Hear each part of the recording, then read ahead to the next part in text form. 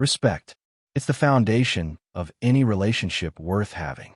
When someone you love repeatedly ridicules your passion, your life's work, it's not just a red flag. It's a five-alarm fire. Looking back, the signs were there all along. I just chose to ignore them, making excuses like a man desperately trying to bail water from a sinking ship. My fiancée made fun of my career at her office party. I broke off the engagement right in front of everyone. The ring I pulled from her finger was nothing compared to the dignity I reclaimed that night. But that's getting ahead of myself. Let me start from the beginning. My name is Thomas Walker. I'm 48 years old, and I've spent the last 20 years building my landscape architecture business from the ground up. What started as a kid who loved playing in the dirt grew into a passion for transforming ordinary spaces into breathtaking outdoor sanctuaries. I'm not just some guy who plants flowers. I create living art that changes with the seasons, designs that harmonize with nature while serving the people who inhabit them. Rebecca and I met 5 years ago at a charity auction. She was 41 then, confident and sharp in her tailored suit, bidding on a weekend getaway to Napa Valley. I was there because I had donated a landscape design package. When we were introduced, her eyes lit up with genuine interest as I described the gardens I'd created for clients across the country. "You must see the world differently," she said, running her finger along the rim of her wine glass. "Most people just walk by trees and flowers without thinking about them. You see possibilities." That's what hooked me, her apparent appreciation for my vision. Rebecca was a senior partner at Harrington and Powell, one of the top corporate law firms in Boston. She represented billion-dollar clients in complex litigation cases. Her world was boardrooms and legal briefs. Mine was soil composition and native plant species. Somehow we clicked. The first 2 years were wonderful. She'd bring me to firm events and introduce me proudly. "This is Thomas, the landscape architect I've been telling you about. He just finished designing the new botanical center downtown." She'd show pictures of my projects on her phone, beaming like she'd discovered me. For my part, I supported her through a grueling class action lawsuit that had her working 18-hour days. I'd bring dinner to her office, listen to her rehearse arguments, and give her space when she needed to focus. We were a team, respecting each other's crafts, even though they couldn't have been more different. When I proposed on a cliff overlooking the Atlantic, where I'd secretly created a small garden of her favorite flowers, she cried and said yes without hesitation. We talked about combining our lives, her downtown condo and my farmhouse on the outskirts of the city. We discussed children, it wasn't too late, travel plans, and growing old together. Everything seemed perfect, but as Rebecca climbed further up the corporate ladder, something began to shift.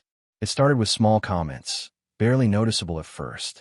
"Must be nice to work outside instead of being trapped in depositions all day," she'd say, with just a hint of dismissiveness.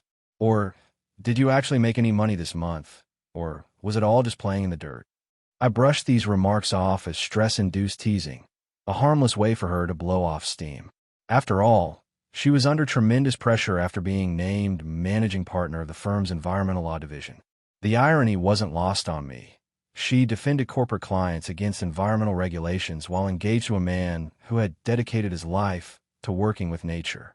What I didn't realize then was that these small comments were just the first sprouts of a problem that would eventually grow to strangle our relationship at its roots. Spring had just arrived when Rebecca made partner at her firm. I threw her a surprise party, transforming our backyard into an enchanted garden with string lights and cherry blossoms. She seemed genuinely moved. "This is incredible, Thomas," she whispered. "No one has ever done anything like this for me."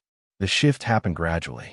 Rebecca started bringing home stories about her firm's newest clients, major developers planning luxury high-rises that often involve destroying green spaces.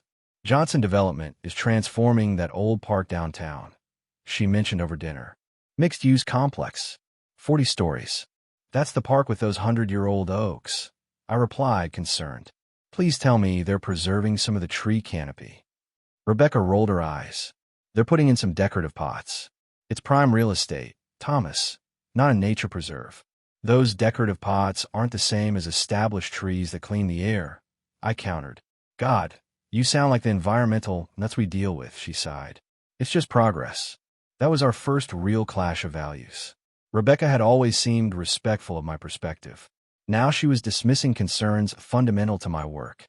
The next blow came when Rebecca was assigned to represent a company fighting cleanup requirements for a chemical spill that had devastated a wetland ecosystem. "This is big," she said excitedly. "If we win, I'm looking at a major bonus in my own corner office." I looked through the documents, reports detailing the damage, photographs of dead wildlife. This company dumped carcinogens into a watershed, and they're fighting having to fix it. They're exercising their legal right to challenge excessive requirements, Rebecca corrected coldly. "My job isn't to judge them." "And what about our interests?" I asked. "We were talking about starting a family. Would you want our kid drinking water downstream from this place?" "Don't be dramatic," she scoffed. "This is my career. I can't pick clients based on whether they plant enough trees to make you happy." That night, I slept in the guest room. I couldn't reconcile the woman I've fallen in love with and this person who seemed increasingly contemptuous of my principles. In the following weeks, Rebecca worked late most nights. When we did talk, she showed less and less interest in my projects. When I shared news about designing a healing garden for the children's hospital, she barely looked up. "Is there much money in that? Seems like a lot of work for a nonprofit budget." "It's not about the money," I replied, hurt. "It's about creating a space where sick kids can find peace." "Right," she laughed dismissively. "I forget sometimes that you're more concerned with making pretty flowers grow than building something substantial." Her words hit like a physical blow. For the first time, I wondered if Rebecca had ever truly valued what I did. A month before the fateful office party, Rebecca and I attended her law school reunion. These were the people she'd climbed the professional ladder with, and I could tell she was itching to show off her success. The event was at some ritzy downtown hotel with marble floors that probably cost more than my truck. I wore my best suit. Not exactly designer, but decent enough. Rebecca had been on edge all day, checking her appearance constantly and reminding me to please try to mingle. "Just don't spend all night talking about soil pH levels," she said as we walked in, straightening my tie with a tight smile. I bit my tongue, as if I couldn't handle myself at social functions. Hell, half my business came from networking at events just like this. The evening started out fine. I chatted with a couple who wanted advice on their beachfront property, and Rebecca seemed pleased that I was making myself useful. But then I overheard her talking to a former classmate, now a judge. "So your fiancé creates gardens?" the woman asked, glancing my way. Rebecca laughed that new laugh of hers, the one that made my skin crawl. "He calls it landscape architecture. Sounds fancier than digging holes and planting petunias." The judge chuckled. "Well, we can't all change the world through the legal system." "Exactly," Rebecca nodded. "It keeps him busy and out of trouble." I felt like I'd been sucker punched. Rebecca knew damn well that what I did required years of education, creative vision, and technical expertise. She'd seen the awards on my office wall. Later, in the cab home, I called her out. "So I just dig holes and plant petunias, huh?" She had the decency to look embarrassed. "You weren't supposed to hear that. I was just playing to my audience." By throwing me under the bus. I asked, "That judge thinks I'm some glorified gardener now."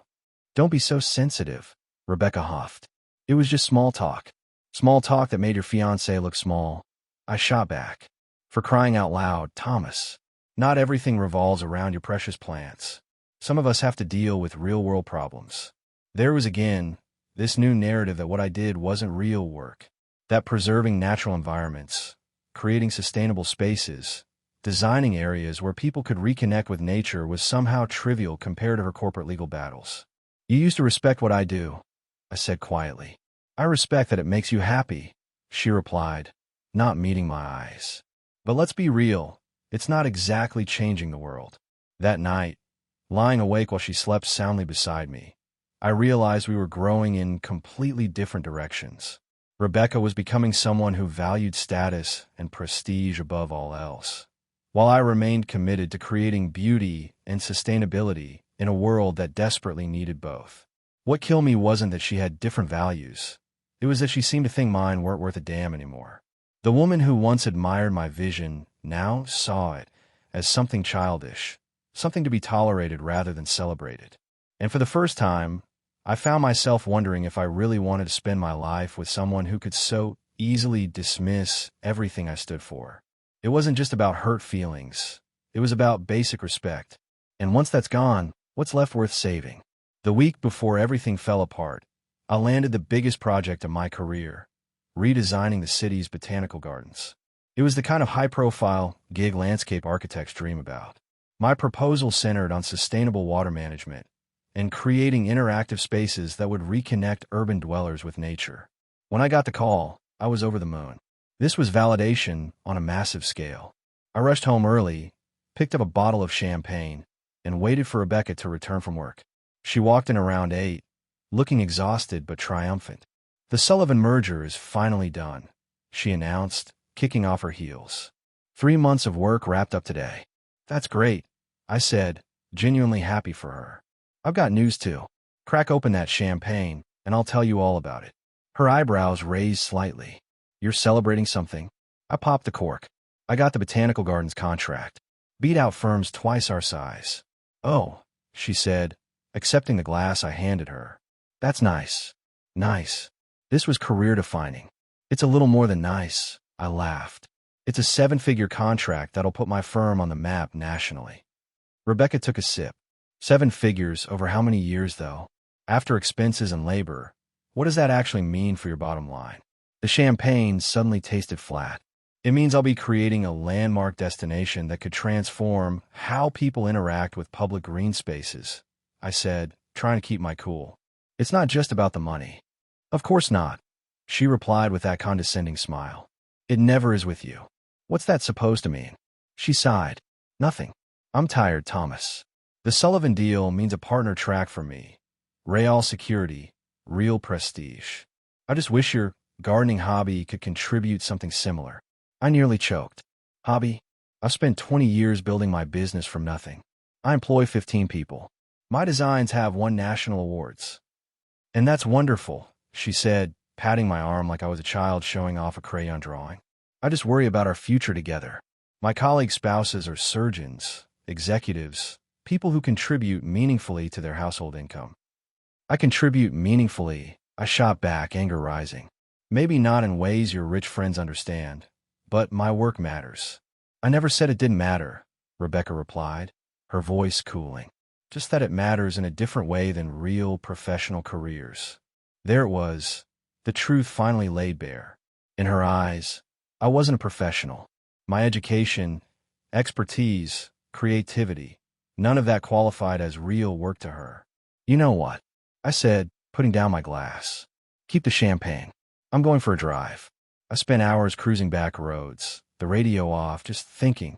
By the time I returned home, Rebecca was asleep, and I was facing a hard truth. The woman I planned to marry fundamentally disrespected what I did. And no matter how big my projects got, how much recognition I received, that wasn't likely to change. Little did I know, things were about to get much worse. The night of Rebecca's firm's annual gala arrived. It was their biggest social event.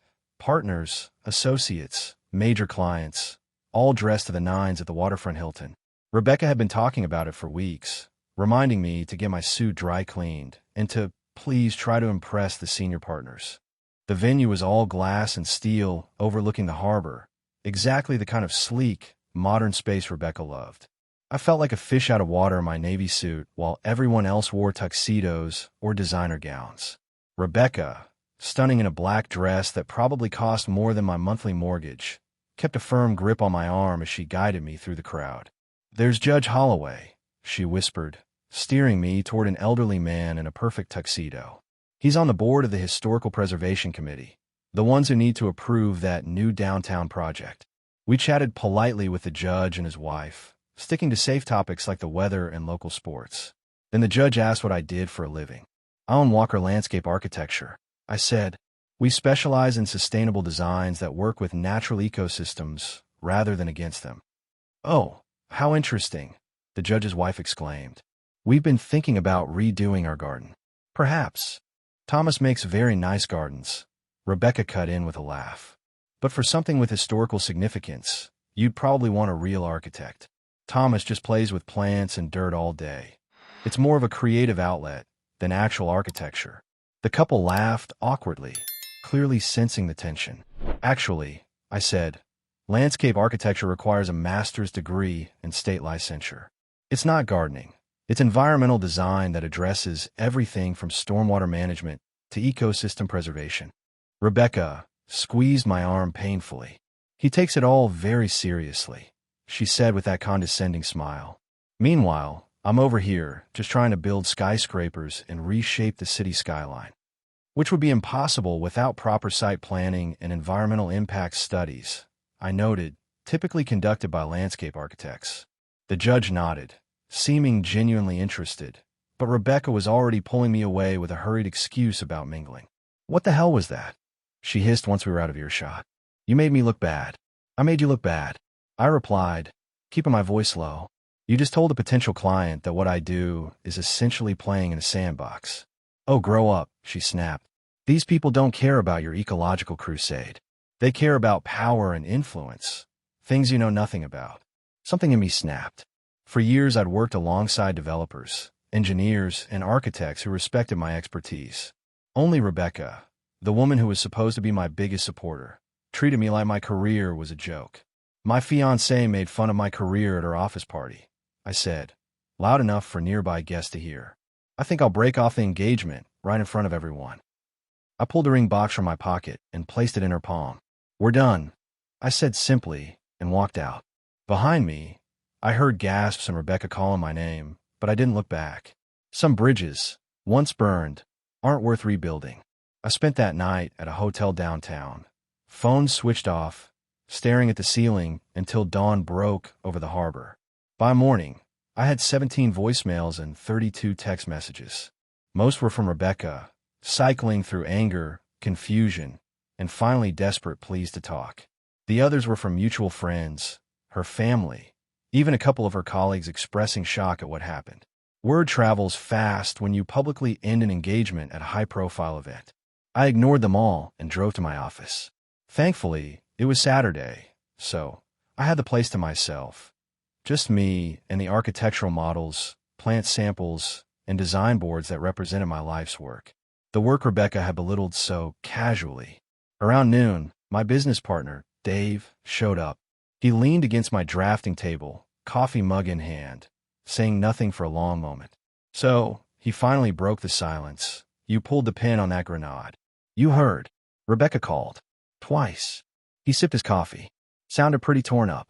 She should have thought about that before publicly humiliating me. I replied, not looking up from my sketches. Dave nodded slowly. For what it's worth, I've never liked the way she talked about what we do. Like we're just playing with pretty flowers instead of reshaping environments. I glanced up, surprised. You noticed that too? Hard to miss, buddy. Last Christmas party, she cornered my wife explaining how I'd probably grow up and get a real job eventually. Lisa nearly dumped her drink on her. I rubbed my eyes, suddenly exhausted. Why didn't you tell me? Not my place, Dave shrugged. Besides, I figured you had your reasons for putting up with it. But I didn't, not really.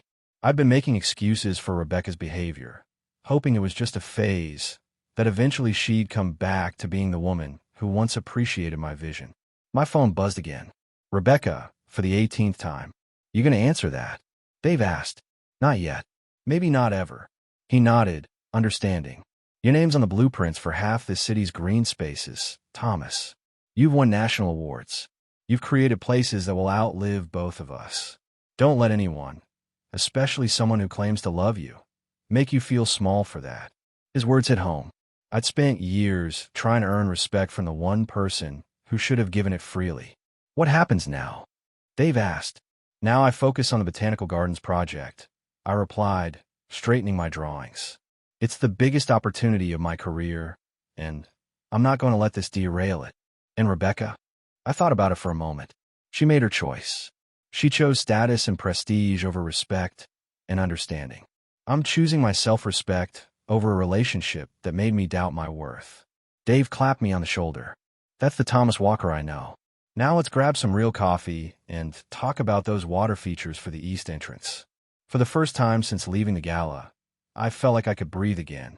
Sometimes you have to prune away the dead growth before new life can take root. 3 weeks after ending my engagement, I threw myself into the Botanical Gardens project. The design team and I worked 16-hour days, fueled by coffee and purpose. Rebecca's calls had finally stopped, replaced by a formal email requesting the return of certain gifts, like the expensive watch I'd never liked anyway. Our mutual friends awkwardly divided themselves. Some called to express support. Others quietly disappeared from my life. It stung, but not as much as I'd expected. What surprised me most was the overwhelming sense of relief. No more defending my profession. No more subtle put-downs. No more feeling like I wasn't measuring up to some arbitrary standard of success. One Tuesday evening, as I was finalizing the water conservation feature for the gardens, Elaine from City Planning stopped by with permit questions.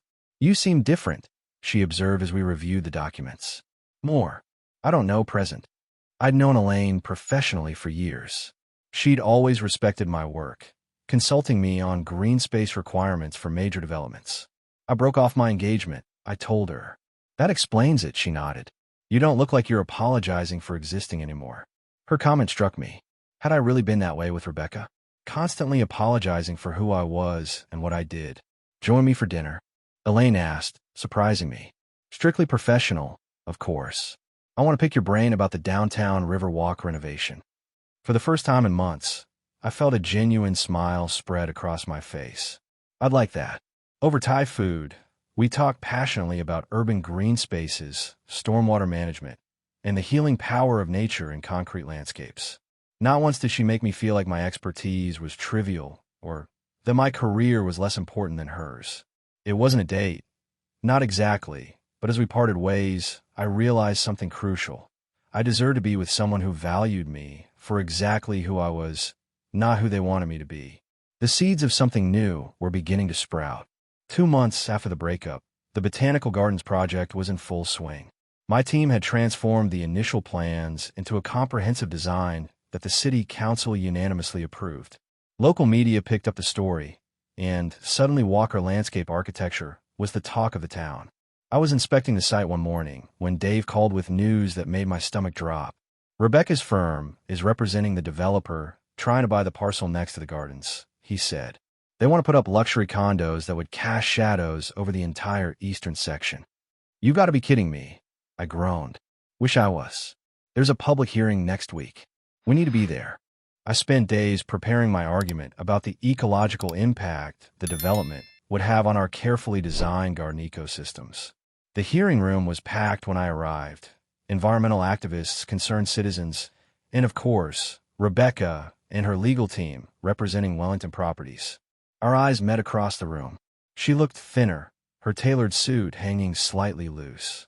For a split second, something like regret flickered across her face before her professional mask slipped back into place. When it was my turn to speak, I approached the podium with confidence. This wasn't about personal history. It was about protecting a vital project. The proposed development would fundamentally undermine the sustainability features of the Botanical Gardens, I explained, displaying shadow studies and impact assessments.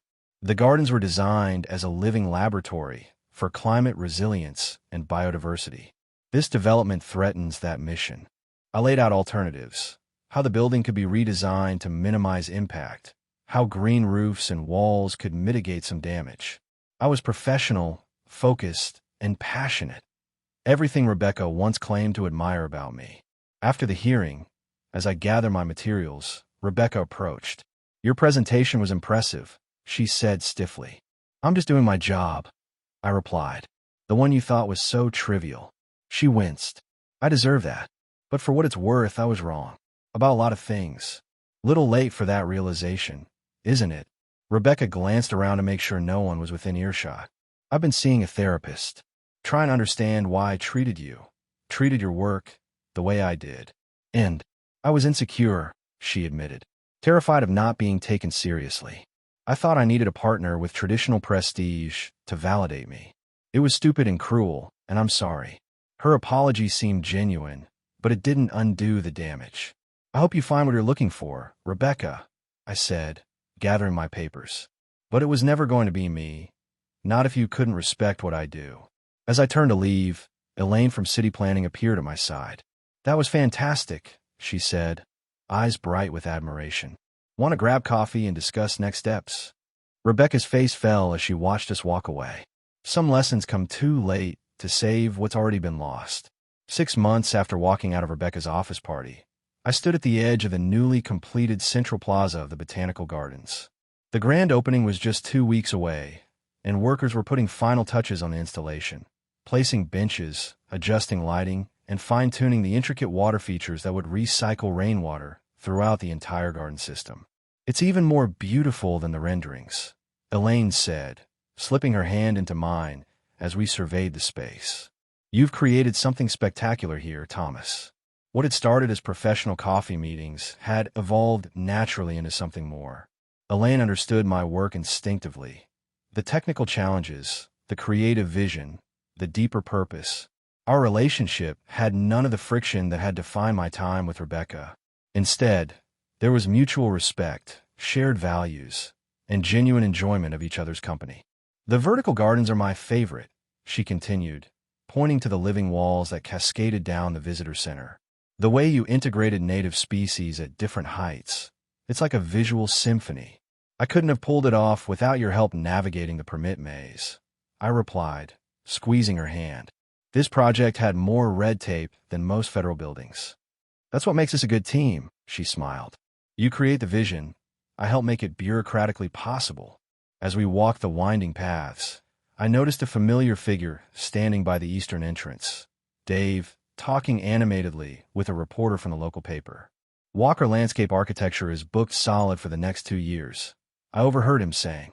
"Since the Botanical Gardens Commission, we've had to bring on 3 new designers just to handle the workload." It wasn't an exaggeration. The success of this project had catapulted the firm into a new league.